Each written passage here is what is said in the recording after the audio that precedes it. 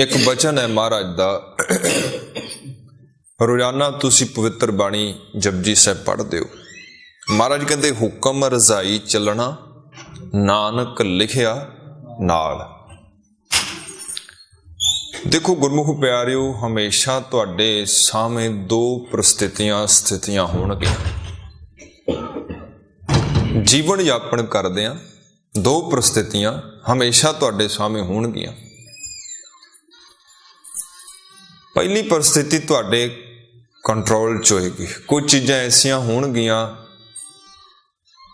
कुछ परिस्थितियां स्थितियां ऐसियां होणगियां जिन्हां नूं तुसीं बदल सकदे होवोगे।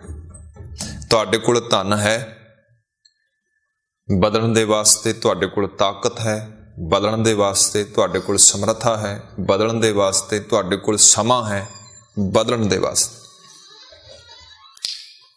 जदों तुसीं कुछ बदल दिओगे, मान लो कुछ परिस्थितियां ऐसियां ने जिहड़ियां तुहाडे लई भलियां नहीं, चंगियां नहीं, तुसीं अपनी ताकत की वरतों करके, समर्था की वरतों करके, बल की वरतों, समय की वरतों, समझ की वरतों, ज्ञान की वरतों करके तुसीं उन्हां नूं बदल दिता।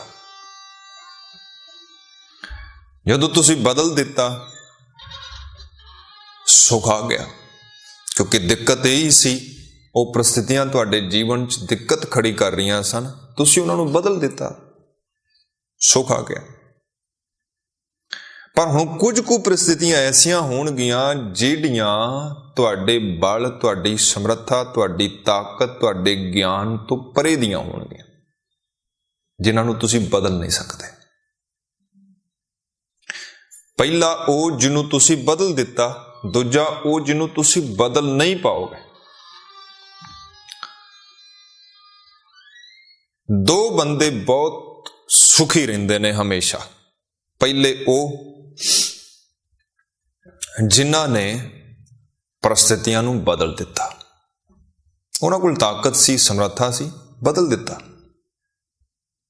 दूजे वो जिन्हां तो परिस्थितियां बदलियां नहीं गईयां, क्योंकि उन्हां कोल ताकत नहीं सी इन्नी, समा नहीं सी इन्ना, या उन्हां दी समझ ते ताकत तो परे दी गल सी, वो नहीं बदल पाए। उन्होंने की किया, उसनूं प्रवान कर लिया, कबूल कर लिया कि कोई गल नहीं, ये चीज़ साडे वस तो बाहर दी है, ये चीज़ साडी समर्था तो बाहर दी है, असीं इसनूं बदल नहीं सकते।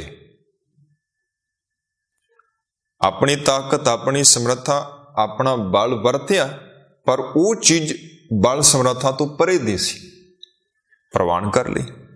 क्योंकि कुदरत बड़ी विशाल है, और इस कुदरत के अंदर बहुत कुछ ऐसा है जो साडी समर्था, साडी समझ तो बहुत परे है, जिथों तक साडा ज्ञान, जिथों तक साडी समझ पहुंचती नहीं। हुणे दो बंदे सुखी रहणगे। पहले वो जिन्हां ने बदल दिता, दूजे वो जिहड़े बदल नहीं पाए, प्रवान कर लिया, कबूल कर लिया।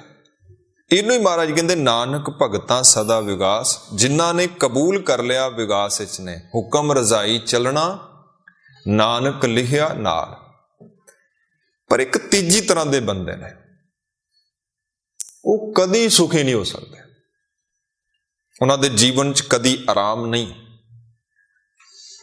उन्हां दा जीवन हमेशा पीड़ा च, विसाद च, दुख च भरिया रहेगा। वो तीजे कौन ने? तीजे वो ने जिन्हां दे सामने परिस्थिति ऐसी है जिन्हों बदल नहीं पा रहे। उन्होंने अपनी पूरी ताकत की वरतों कर ली, नहीं बदल पाए, बदल नहीं पाए, पर वो कबूल भी नहीं कर पा रहे, प्रवान भी नहीं कर पा रहे, विचकार फस जाणगे। हुण ना तो ये मनण वास्ते तैयार ने भी कोई गल नहीं, जैसा उसनूं पा रहा है, क्योंकि हुक्म रजाई चलण दा अर्थ की है कि जिवें उन्होंने चंगा लगता है। जे सुख है प्रवान कर लिया, दुख है उन्होंने भी प्रवान कर लिया। जेकर रजमी मिल गई रज के खा ली, जेकर रजमी नहीं मिली कोई गल नहीं, प्रवान कर लिया। ਇਹ ਤੀਜੇ ਤਰ੍ਹਾਂ ਦੇ ਬੰਦੇ ਉਹ ਨੇ ਜਿਹੜੇ ਸਿਰਫ ਜਿੱਤਣਾ ਚਾਹੁੰਦੇ ਨੇ, ਹਾਰਨਾ ਨਹੀਂ ਚਾਹੁੰਦੇ। ਸਿਰਫ ਸਫਲਤਾ ਚਾਹੁੰਦੇ ਨੇ, ਅਸਫਲਤਾ ਨਹੀਂ ਚਾਹੁੰਦੇ। ਸਿਰਫ ਲਾਭ ਚਾਹੁੰਦੇ ਨੇ, ਨੁਕਸਾਨ ਨਹੀਂ ਚਾਹੁੰਦੇ। ਸਿਰਫ ਸੁੱਖ ਚਾਹੁੰਦੇ ਨੇ, ਦੁੱਖ ਨਹੀਂ ਚਾਹੁੰਦੇ। ਸਿਰਫ ਮਾਣ ਚਾਹੁੰਦੇ ਨੇ, ਸਤਿਕਾਰ ਚਾਹੁੰਦੇ ਨੇ, ਪਰ ਅਪਮਾਨ ਉਹਨਾਂ ਨੂੰ ਚੰਗਾ ਨਹੀਂ ਲੱਗਦਾ। ਹੁਣ ਮਾਣ ਵਾਸਤੇ ਤਾਕਤ ਲਗਾਈ, ਨਹੀਂ ਮਿਲਿਆ, ਪਰ ਅਪਮਾਨ ਨੂੰ ਜਰ ਨਹੀਂ ਪਾ ਰਿਹਾ, ਕਬੂਲ ਨਹੀਂ ਕਰ ਪਾ ਰਿਹਾ। ਸਫਲਤਾ ਦੇ ਲਈ ਪੂਰੀ ਤਾਕਤ ਲਗਾ ਦਿੱਤੀ, ਸਫਲਤਾ ਨਹੀਂ ਮਿਲੀ, ਪਰ ਅਸਫਲਤਾ ਨੂੰ ਪ੍ਰਵਾਨ ਨਹੀਂ ਕਰ ਪਾ ਰਿਹਾ। ਜਿੱਤਣ ਦੇ ਲਈ ਪੂਰੀ ਤਾਕਤ ਲਗਾ ਦਿੱਤੀ, ਜਿੱਤ ਨਹੀਂ ਪਾਏ, ਪਰ ਹਾਰ ਨੂੰ ਪ੍ਰਵਾਨ ਨਹੀਂ ਕਰ ਪਾ ਰਿਹਾ। ਇਹ ਵਿੱਚ ਨੇ। ਜਿਹੜੇ ਜਿੱਤ ਗਏ ਉਹ ਖੁਸ਼ ਨੇ, ਜਿਹੜੇ ਹਾਰ ਗਏ ਪ੍ਰਵਾਨ ਕਰ ਲਿਆ ਉਹਨਾਂ ਨੇ, ਕਬੂਲ ਕਰ ਲਿਆ, ਕੋਈ ਗੱਲ ਨਹੀਂ, ਹਾਰ ਜਿੱਤ ਬਣੀ ਹੋਈ ਹੈ, ਹਾਰ ਗਏ ਫਿਰ ਕੀ ਹੋ ਗਿਆ, ਅਗਲੀ ਵਾਰੀ ਫਿਰ ਜਿੱਤ ਜਾਵਾਂਗੇ। ਇਹ ਬੰਦਾ ਵੀ ਦੁਖੀ ਨਹੀਂ ਹੁੰਦਾ। ਜਿੱਤ ਗਿਆ ਉਹ ਤੇ ਸੁਖੀ ਹੈ ਹੀ ਹੈ। ਜਿਨੇ ਹਾਰ ਨੂੰ ਪ੍ਰਵਾਨ ਕਰ ਲਿਆ ਉਹ ਵੀ ਦੁਖੀ ਨਹੀਂ ਹੈ। ਪਰ ਉਹ ਬੰਦਾ ਜਿਹੜਾ ਜਿੱਤ ਨਹੀਂ ਪਾਇਆ, ਹਾਰ ਗਿਆ, ਪਰ ਹਾਰ ਨੂੰ ਪ੍ਰਵਾਨ ਨਹੀਂ ਕਰਦਾ ਪਿਆ, ਕਬੂਲ ਨਹੀਂ ਕਰਦਾ ਪਿਆ, ਉਹ ਬੰਦਾ ਸੁਖੀ ਨਹੀਂ ਰਹੇਗਾ। ਉਹਦੀ ਰਾਤ ਦੀ ਨੀਂਦ ਚਲੀ ਜਾਏਗੀ, ਦਿਨ ਦਾ ਚੈਨ ਚਲਾ ਜਾਏਗਾ, ਉਹਦੀ ਭੁੱਖ ਖਤਮ। ਇੱਕ ਛੋਟੀ ਜਿਹੀ ਹੋਰ ਉਦਾਹਰਨ ਲੈਂਦੇ ਹਾਂ। ਤੁਹਾਨੂੰ ਤੁਹਾਡੇ ਘਰ ਦਾ ਪੇਂਟ ਪਸੰਦ ਨਹੀਂ ਹੈਗਾ, ਜਿਸ ਘਰ 'ਚ ਤੁਸੀਂ ਰਹਿੰਦੇ ਹੋ। ਹੁਣ ਤੁਹਾਡੇ ਕੋਲ ਦੋ ਵਿਕਲਪ ਨੇ। ਪਹਿਲਾ ਵਿਕਲਪ ਇਹ ਹੈ ਕਿ ਤੁਸੀਂ ਬਦਲ ਦਿਓ, ਤੁਹਾਡੇ ਕੋਲ ਪੈਸਾ ਹੈ, ਸਮਾਂ ਹੈ, ਤਾਕਤ ਹੈ, ਬਦਲ ਦਿਓ। ਦੂਜਾ ਵਿਕਲਪ ਇਹ ਹੈ ਕਿ ਤੁਹਾਨੂੰ ਪਿੰਡ ਚੰਗਾ ਨਹੀਂ ਲੱਗਦਾ, ਪਰ ਤੁਹਾਡੇ ਕੋਲ ਪੈਸਾ, ਸਮਰੱਥਾ, ਬਲ ਨਹੀਂ ਹੈਗੀ, ਸਮਾਂ ਨਹੀਂ ਹੈਗਾ ਬਦਲਣ ਦਾ। ਦੂਜਾ ਵਿਕਲਪ ਹੈ ਉਹਨੂੰ ਪ੍ਰਵਾਨ ਕਰ ਲਓ, ਕੋਈ ਨਹੀਂ, ਜਿਵੇਂ ਦਾ ਹੈ ਠੀਕ ਹੈ, ਜਿਵੇਂ ਦਾ ਹੈ ਠੀਕ ਹੈ।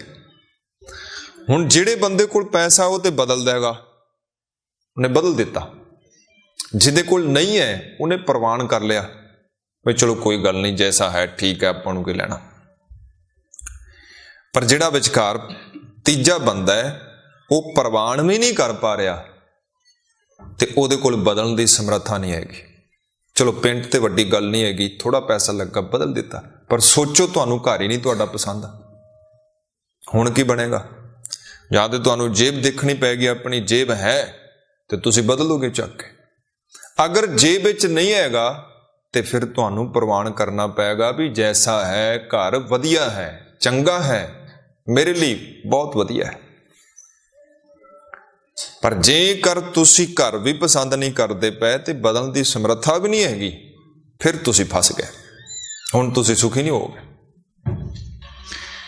ਜੈਸੇ ਕੋਈ ਬੰਦਾ ਜੌਬ ਕਰਦਾ ਹੈ, ਕਰੀਬਨ ਜੌਬ ਕਰਨ ਵਾਲੇ ਬਹੁਤੇ ਬੰਦੇ ਆਪਣੀ ਜੌਬ ਤੋਂ ਅਸੰਤੁਸ਼ਟ ਹੁੰਦੇ ਨੇ, ਉਹਨਾਂ ਨੂੰ ਆਪਣੀ ਜੌਬ ਚੰਗੀ ਨਹੀਂ ਲੱਗਦੀ। ਉਹ ਕਿਹੜੀ ਵੀ ਨੌਕਰੀ ਕਰਦੇ ਪਏ, ਨੌਕਰੀ ਚੰਗੀ ਨਹੀਂ ਲੱਗਦੀ। ਹੁਣ ਨੌਕਰੀ ਚੰਗੀ ਨਹੀਂ ਲੱਗਦੀ, ਹੁਣ ਵੀ ਦੋ ਵਿਕਲਪ ਨੇ, ਜਾਂ ਤੇ ਤੁਸੀਂ ਨੌਕਰੀ ਬਦਲ ਦਿਓ ਜਾਂ ਤੁਸੀਂ ਕਬੂਲ ਕਰ ਲਓ, ਪ੍ਰਵਾਨ ਕਰ ਲਓ ਵੀ ਜੋ ਜੈਸੀ ਹੈ ਵਧੀਆ ਹੈ, ਮੇਰੇ ਲਈ ਬਹੁਤ ਵਧੀਆ ਹੈ। ਪਰ ਗੁਰਮੁਖ ਪਿਆਰਿਓ, ਨਾ ਤੇ ਸਾਨੂੰ ਸਾਡੀ ਜੌਬ ਚੰਗੀ ਲੱਗਦੀ ਹੈ, ਨਾ ਅਸੀਂ ਬਦਲਦੇ ਹਾਂ, ਪਰ ਸਾਨੂੰ ਮਲਾਲ ਰਹਿੰਦਾ ਹੈ ਕਿ ਇਹ ਨੌਕਰੀ ਚੰਗੀ ਨਹੀਂ ਹੈਗੀ। ਹੁਣ ਤੁਸੀਂ ਦੁਖੀ ਰਹੋਗੇ, ਦੁਨੀਆ ਦੀ ਕੋਈ ਤਾਕਤ ਤੁਹਾਨੂੰ ਸੁਖੀ ਨਹੀਂ ਕਰ ਸਕਦੀ। ਗੁਰੂ ਨਾਨਕ ਮਹਾਰਾਜ ਜੀ ਨੇ ਇਸ ਸਮੱਸਿਆ ਦਾ ਹੱਲ ਦਿੱਤਾ ਸਾਨੂੰ। ਇਸ ਸਮੱਸਿਆ ਦਾ ਨਹੀਂ, ਮੈਂ ਕਹਾਂਗਾ ਕਿ ਗੁਰੂ ਨਾਨਕ ਮਹਾਰਾਜ ਜੀ ਨੇ ਹਰੇਕ ਸਮੱਸਿਆ ਦਾ ਹੱਲ ਸਾਨੂੰ ਦਿੱਤਾ ਹੈ। ਸਾਡੀ ਜ਼ਿੰਦਗੀ ਦੀ, ਸਾਡੇ ਜੀਵਨ ਦੀ ਕੋਈ ਇੱਕ ਸਮੱਸਿਆ ਐਸੀ ਨਹੀਂ ਜਿਹਦਾ ਹੱਲ ਗੁਰੂ ਕੀ ਪਵਿੱਤਰ ਬਾਣੀ 'ਚ ਨਾ ਹੋਵੇ। ਵੱਖਰੀ ਗੱਲ ਹੈ ਕਿ ਅਸੀਂ ਨਾ ਪੜ੍ਹਦੇ ਹਾਂ, ਨਾ ਸੁਣਦੇ ਹਾਂ।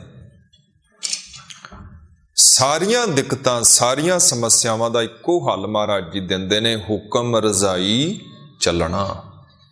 ਨਾਨਕ ਲਿਖਿਆ ਨਾਲ। ਜੇਕਰ ਇਸ ਪਾਵਨ ਬਚਨ ਨੂੰ ਅਸੀਂ ਸਮਝ ਜਾਈਏ ਤੇ ਪਿਆਰਿਓ, ਜੀਵਨ 'ਚ ਦੁੱਖ ਤਕਲੀਫ ਰਹੇਗੀ ਨਹੀਂ, ਜੀਵਨ 'ਚ ਪਰੇਸ਼ਾਨੀ ਨਹੀਂ ਰਹੇਗੀ, ਜੀਵਨ 'ਚ ਚਿੰਤਾ ਨਹੀਂ ਰਹੇਗੀ, ਜੀਵਨ 'ਚ ਤਣਾਵ ਨਹੀਂ ਰਹੇਗਾ, ਡਿਪਰੈਸ਼ਨ ਨਹੀਂ ਰਹੇਗਾ। ਬਹੁਤ ਹੀ ਸੁਖਾਲਾ ਸੁਖੈਨ ਜੀਵਨ ਬਣ ਜਾਏਗਾ। ਕਦੋਂ? ਹੁਕਮ ਰਜ਼ਾਈ ਚੱਲਣਾ, ਨਾਨਕ ਲਿਖਿਆ ਨਾਲ। ਜਦੋਂ ਤੁਸੀਂ ਉਹ ਜੋ ਵਰਤਾਰਾ ਹੈ, ਜੋ ਕੁਦਰਤੀ ਵਰਤਾਰਾ ਹੈ, ਜੋ ਕਾਦਰ ਵਰਤਾਰੇ ਨੂੰ ਚਲਾ ਰਿਹਾ ਹੈ, ਅਗਰ ਤੁਸੀਂ ਉਸ ਵਰਤਾਰੇ ਨੂੰ ਪ੍ਰਵਾਨ ਕਰ ਲੈਂਦੇ ਹੋ, ਜਿਵੇਂ ਸੂਰਜ ਦਾ ਚੜ੍ਹਨਾ ਤੁਹਾਨੂੰ ਸਾਰਿਆਂ ਨੂੰ ਪ੍ਰਵਾਨ ਹੈ ਨਾ। ਕੋਈ ਐਸਾ ਤਾਂ ਨਹੀਂ ਜਿਹੜਾ ਕਹੇ ਨਹੀਂ ਸੂਰਜ ਨਹੀਂ ਚੜ੍ਹਨਾ ਚਾਹੀਦਾ, ਪ੍ਰਵਾਨ ਹੈ। ਹਵਾ ਦਾ ਚੱਲਣਾ ਪ੍ਰਵਾਨ ਹੈ। ਅਨੇਕਾਂ ਕੁਦਰਤੀ ਵਰਤਾਰੇ ਨੇ ਜਿਨ੍ਹਾਂ ਨੂੰ ਸਾਨੂੰ ਪ੍ਰਵਾਨ ਕਰਨਾ ਪੈਂਦਾ ਹੈ। ਸਾਡੀ ਮਰਜ਼ੀ ਹੋਵੇ ਭਾਵੇਂ ਨਾ ਮਰਜ਼ੀ ਹੋਵੇ। ਜਿਹੜਾ ਪ੍ਰਵਾਨ ਕਰ ਲਏਗਾ ਸੁਖੀ ਹੈ, ਜਿਹਨੇ ਪ੍ਰਵਾਨ ਨਹੀਂ ਕੀਤਾ, ਕਬੂਲ ਨਹੀਂ ਕੀਤਾ, ਉਹ ਦੁਖੀ ਹੈ। ਦੁਨੀਆ ਦੀ ਕੋਈ ਤਾਕਤ ਉਹਨੂੰ ਸੁਖੀ ਨਹੀਂ ਕਰ ਸਕਦੀ। ਸੋ ਦੋ ਰਾਹ ਨੇ, ਦੋ ਰਸਤੇ ਨੇ। ਪਹਿਲਾ ਰਾਹ ਹੈ ਬਦਲੋ, ਅਗਰ ਤੁਹਾਡੇ ਕੋਲ ਸਮਰੱਥਾ ਹੈ। ਦੂਜਾ ਰਾਹ ਹੈ ਕਬੂਲ ਕਰ ਲਓ। ਤੀਜਾ ਰਾਹ ਸਿਵਾਏ ਦੁੱਖ ਤੋਂ ਤੁਹਾਨੂੰ ਕੁਝ ਨਹੀਂ ਦੇਗਾ। ਨਾ ਤੁਸੀਂ ਬਦਲ ਪਾ ਰਹੇ ਹੋ, ਨਾ ਤੁਸੀਂ ਕਬੂਲ ਕਰ ਪਾ ਰਹੇ ਹੋ, ਨਾ ਤੁਸੀਂ ਪ੍ਰਵਾਨ ਕਰ ਪਾ ਰਹੇ ਹੋ। ਤਾਂ ਹੁਣ ਤੁਸੀਂ ਦੁਖੀ ਰਹੋਗੇ, ਪਰੇਸ਼ਾਨ ਰਹੋਗੇ।